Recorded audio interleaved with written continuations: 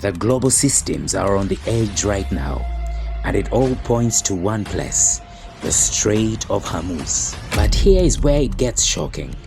What if I told you this was foretold? Before we go deeper, make sure you are part of this growing family. Subscribe so you don't miss what's coming. On November 22nd, 2025, is a turning point.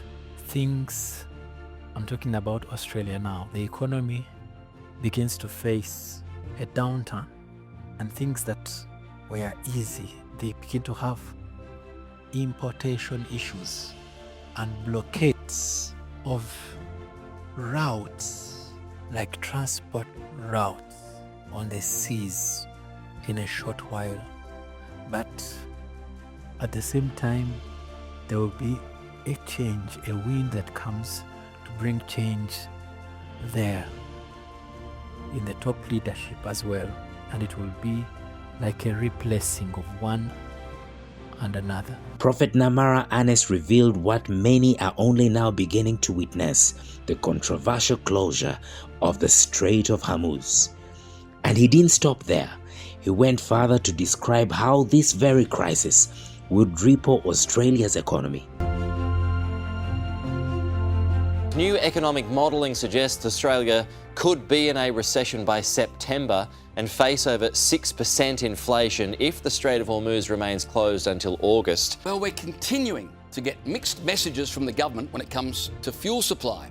On the one hand, the government insists there's no crisis, none at all.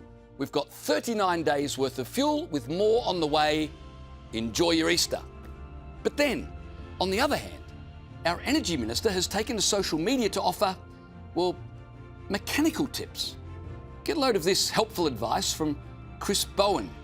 He posted earlier this week, making sure your tyre pressures are good and driving on eco mode are small things that can make a big difference to your fuel efficiency along the way. As the fuel crisis deepens, the pressure is mounting on not just households, but on small businesses already doing it tough. Australia will take part in more talks next week with more than 40 other countries to discuss reopening the Strait of Hormuz, and this time discussing possible military tactics. The UK hosting a video conference with its counterparts yesterday, just discussing and exploring diplomatic options. They condemned Iran's attempts to, quote, hold the global economy hostage by closing the Strait of Hormuz.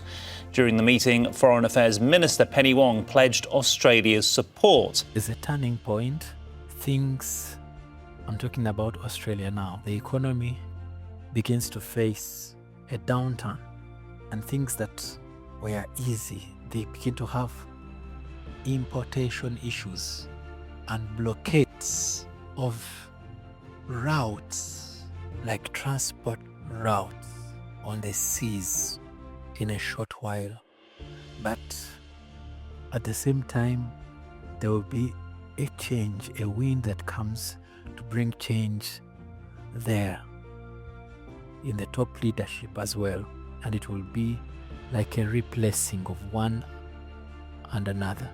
But I just want to get your thoughts. Do you think the government has failed here in terms of both the messaging, but more so having a clear strategy? And I think that's what's leading to a lot of this panic buying, is people are looking to our government for a plan, and we're just not getting it.